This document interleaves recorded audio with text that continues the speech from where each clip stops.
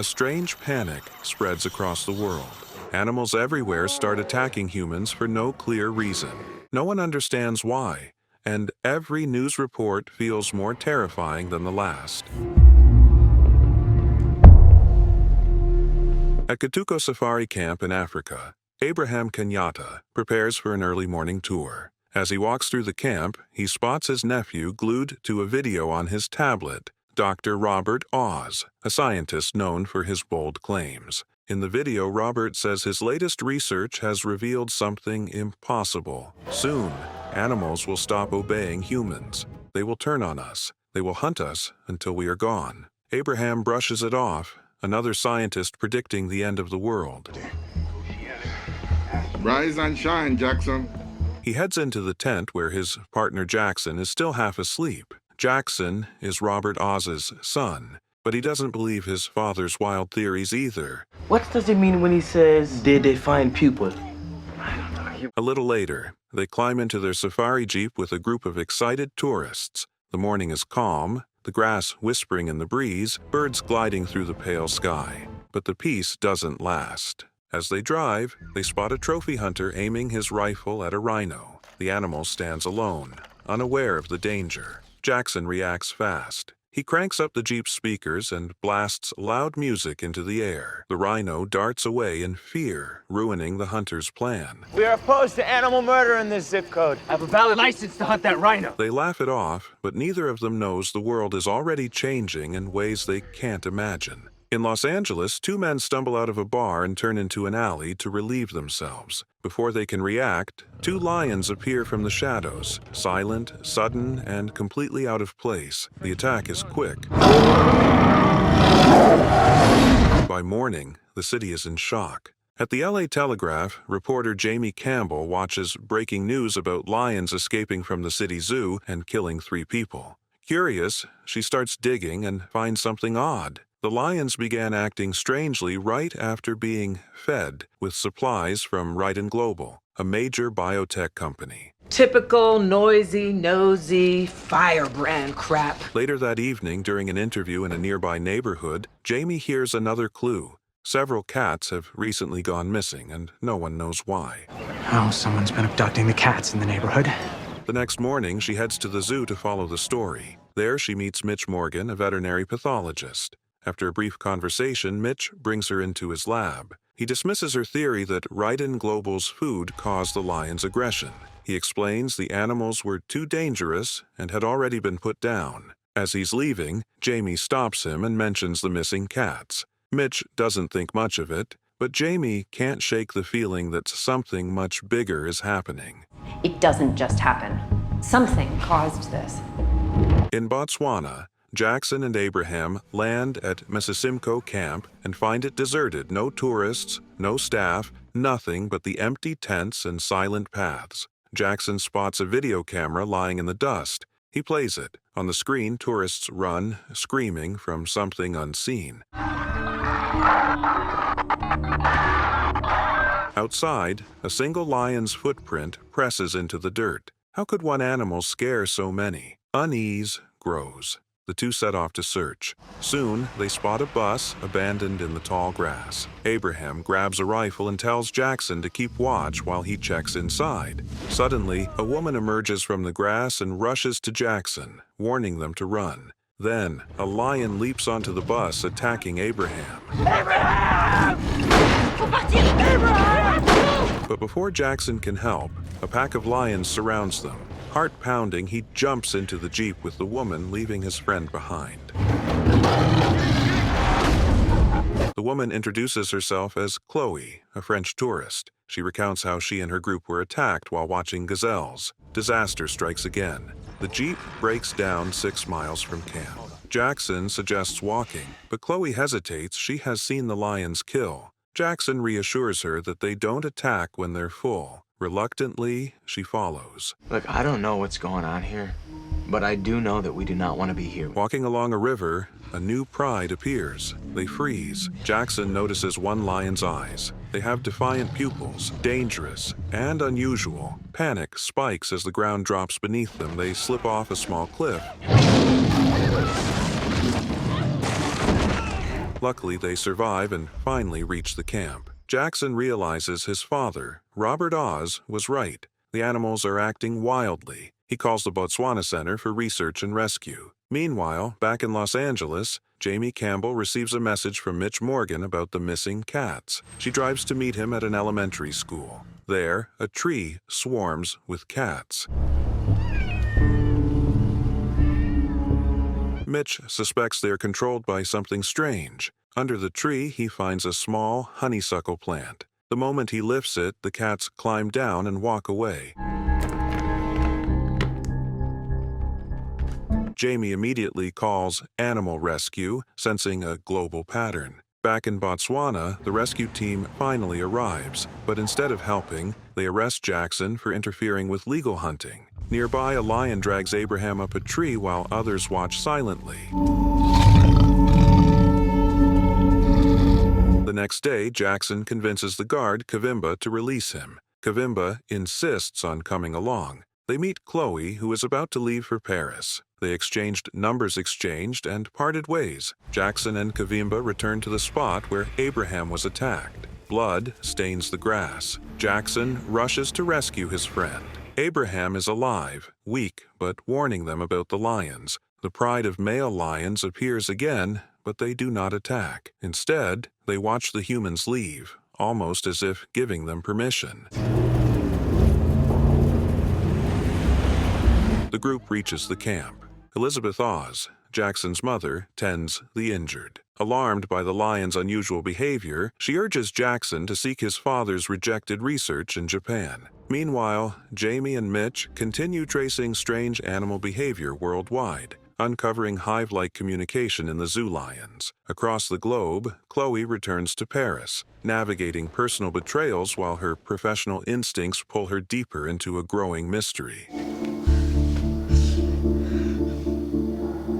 Gaspar leads Chloe to a dark alley and shows her 6 men killed brutally by dogs. Their bodies lie twisted and torn, a clear sign that something unnatural is happening. He turns to her and says they have to figure out what's controlling these animals. Meanwhile, in Japan, Jackson and Abraham fly toward a radioactive island near Fukushima, the site of Robert Oz's secret research. Suddenly, bats swarm their plane, smashing into the windows.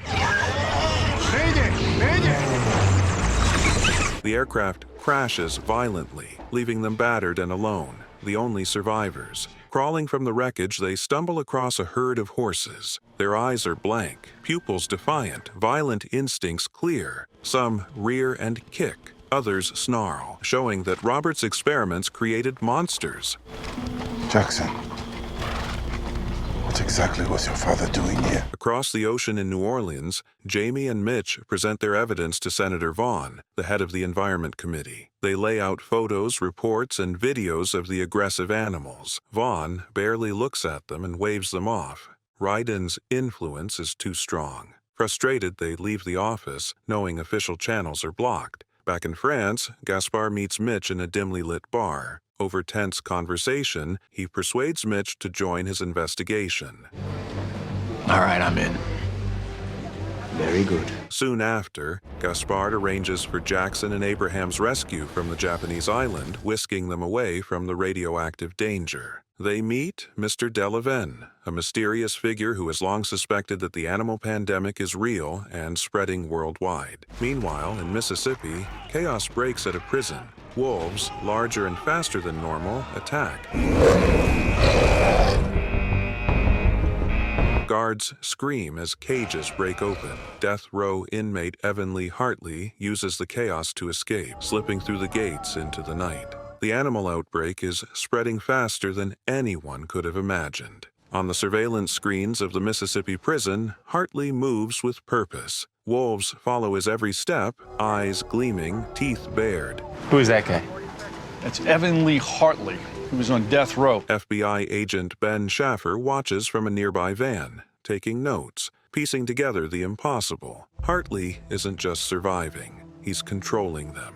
Meanwhile, Jamie uncovers a photograph. Hartley stands next to Robert Oz, smiling, as if they had shared a secret. Across the state, Mitch and Abraham track a lone wolf through the woods. They corner it, but before they can act, Hartley appears, and the two barely escape. Hunters nearby shoot the wolf, and Mitch drags its body back to a hotel room. Under the harsh light, they examine the carcass, looking for signs of infection, any clue to the outbreak. Far to the south, a research station in Antarctica faces a nightmare. Bats swarm the solar panels, blocking light and energy. The scientists release their caged birds, hoping to distract the bats. It fails. The cold seeps in, the station loses power, and one by one, the researchers freeze, trapped by their own miscalculation. Jackson, Jamie, and Agent Schaffer push through the sweltering heat of Alabama, searching for a chemist who may hold proof of Ryden Global's role in the escalating animal chaos. Every lead brings danger. Every corner, a potential attack. Oh, no, Leo, listen to me. Nobody is tricking you.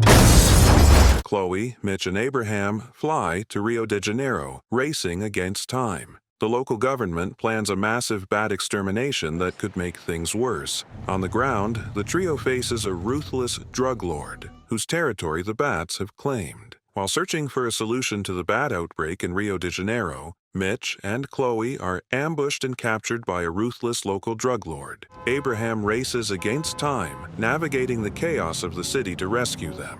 Jamie, Jackson, and Agent Schaffer reel from a car crash that led escaped death row inmate Evan Lee Hartley,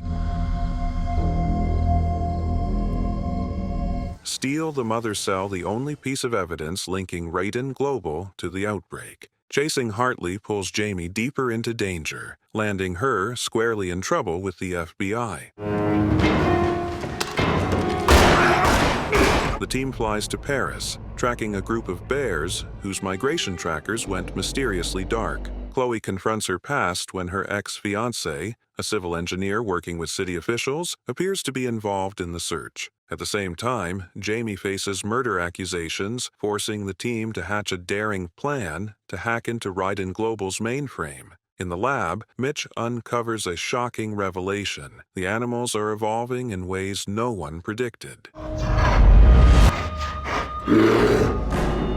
Meanwhile, a cargo ship washes ashore on the Massachusetts coast, spilling thousands of aggressive, bloodthirsty rats. The team scrambles to contain the infestation before it spreads. Unbeknownst to the others, Mitch secretly reconnects with his terminally ill daughter in Boston, desperate to save her. He prepares a dangerous trade with Ryden Global, risking everything for her survival. Jamie contacts a trusted journalist, pushing to expose Ryden Global and its role in the escalating animal crisis. Meanwhile, Mitch realizes Delaven is working for Ryden. He grabs the mother cell and his daughter's life-saving medication and flees. On the road, he and Abraham face a terrifying army of birds. On the run as fugitives, the team flies to Zambia. Their mission is to gather leopard DNA to create a cure for the strange, violent behavior spreading through animals worldwide. Time is tight. To leave safely, they must contact animal rights activist Ray Endicott for protection. Amid the chaos, Chloe makes the ultimate sacrifice, stopping further bloodshed and giving the team a chance to continue. In Zambia, leopards attack the camp, killing Ray. It's like we live to die another day. Jackson and Abraham take a cub to study. Jackson is later shot by rebels. Oh my God, Jackson, you've been shot! Let me see. In Virginia, Gaspard kidnaps Chloe and tortures her sister to get information. Delaven later frees Chloe and kills Gaspard. In Washington, Chloe presents her findings, but scientists blame a virus. Abraham, Mitch, and Jamie rush Jackson to a Harare hospital under animal attack. They make the cure from Zambian leopard stem cells and test it on a dog. It works. Soldiers rescue them, but birds attack their plane on the way back. Months after the plane crash, mutated animals roam the streets. Jamie is alive, rescued by a fisherman, but trapped in his house. The others work with the government and Ryden to fight the mutations. Abraham protects people, while Jackson and Chloe work with Amelia Sage. On his way through town, Jackson is bitten by a dog. The team plans to use mosquitoes to deliver the cure, but the remaining leopards are contaminated. Jamie calls Mitch after discovering the rescued leopard cub is alive. The group sets out by boat to reach her, but a large pack of animals blocks their path.